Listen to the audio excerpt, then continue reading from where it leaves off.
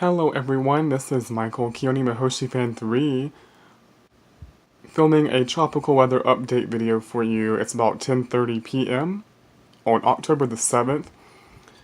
And truthfully, I was hoping I was done with these kinds of tropical updates for the year, especially with after everything that happened with Florence. Parts of the Carolinas just got devastated from Florence, and now we're talking about another potential threat to us. So we're going to get into that. Now I live in the Columbia, South Carolina area, so I'm going to be getting into a little bit more detail in terms of Columbia, South Carolina later in the video.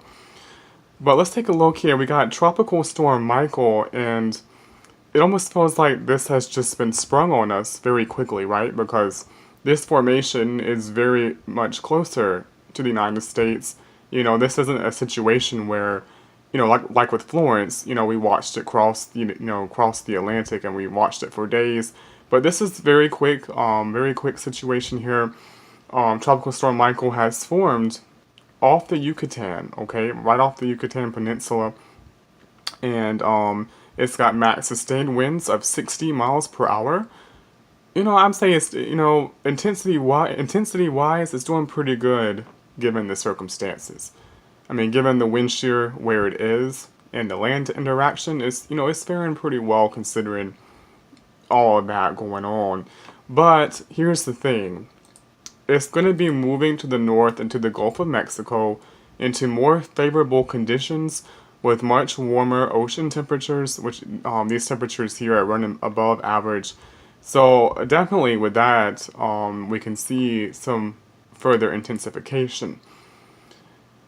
Let's take a look at the National Hurricane Center projected path. This is their latest one. You can see, right now it's a tropical storm down here off the Yucatan. Now, the middle path is the most likely path of the system right now, but it could go anywhere within this cone, and the exact path is going to determine what your area sees exactly, and to what extent you see the impact now. But there is very high confidence in a Florida Panhandle landfall and then a track through the southeast, so we pretty much expect impact here in the southeast region from this system.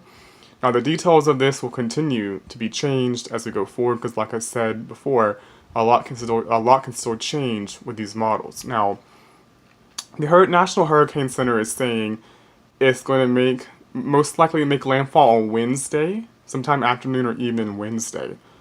And they actually had it as a Category 2 hurricane with winds of 100 miles per hour, hitting the Florida Panhandle, and then it takes a more northeast track through the Georgia and the Carolinas.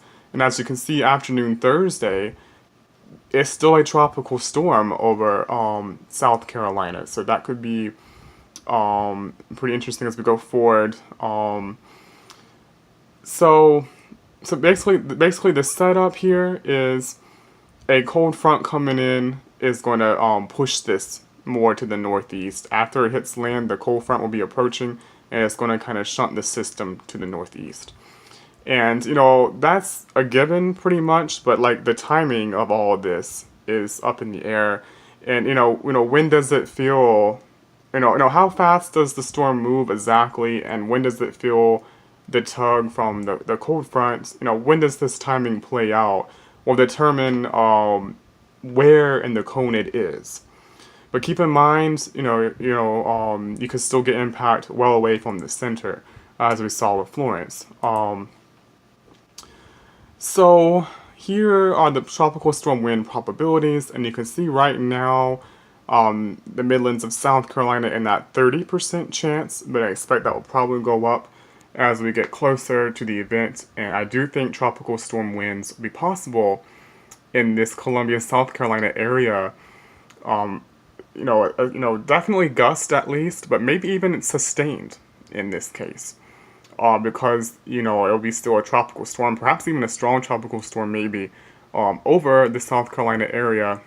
So whoever's on the northeast side will see the higher wind gust with the system. So I definitely do think there is a wind threat with this in this area. Maybe at least tropical storm gust, but really sustained winds could also be more possible with this scenario here.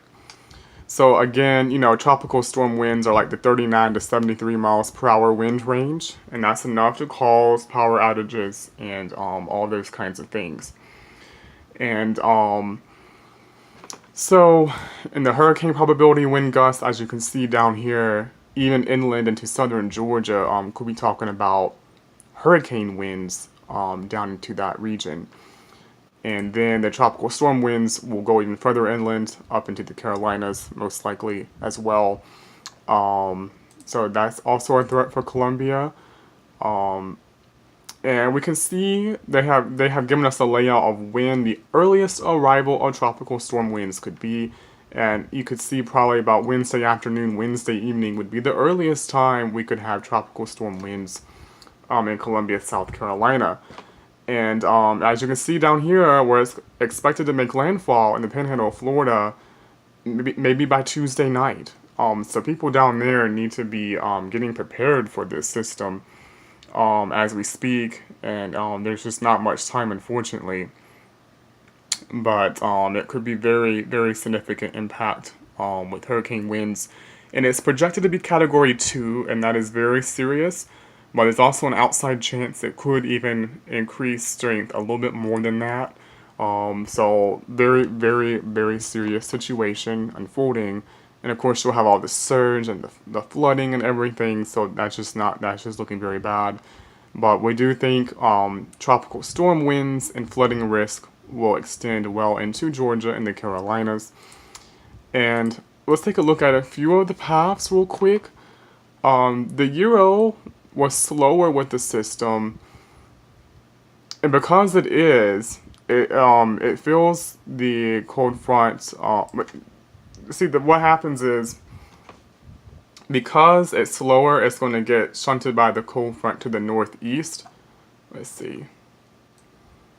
And in a different fashion, it's going to be further to the north and east than the GFS, which I'm about to show you.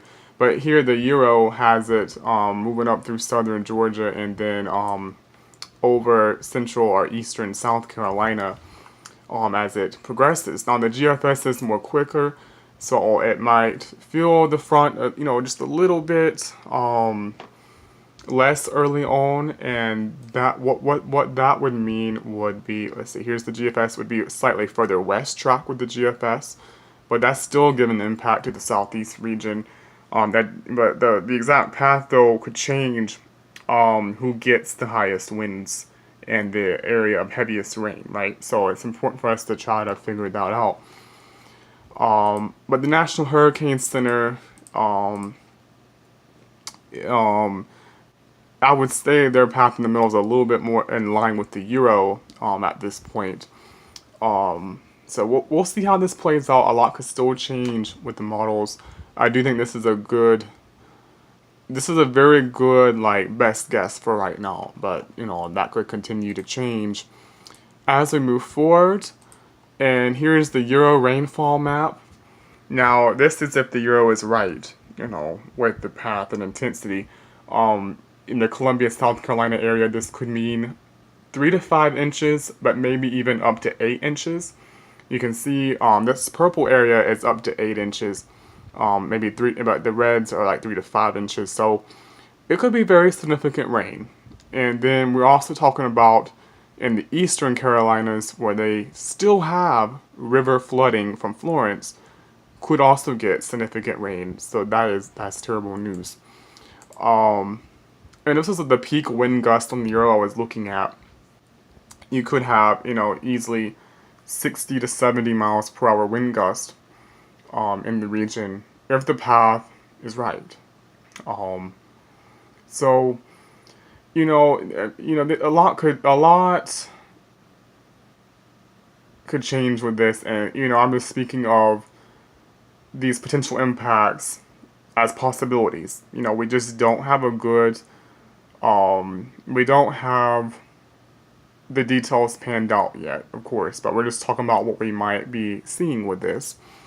We could, see tropical storm winds sustained, maybe at least the gust, and then of course the heavy rain that we talked about, and also if we since we probably will end up in the right front quadrant, we could have a tornado threat as well,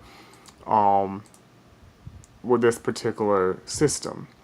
So just continue to stay tuned. I do think Columbia, South Carolina will see some impact from this.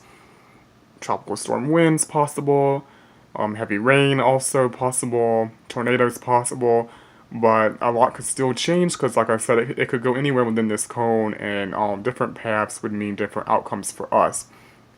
And all in all, I mean, we do expect major impact on the Florida Panhandle and also inland into the southeast as well. So we want everybody to continue to stay tuned. Thank you for tuning in.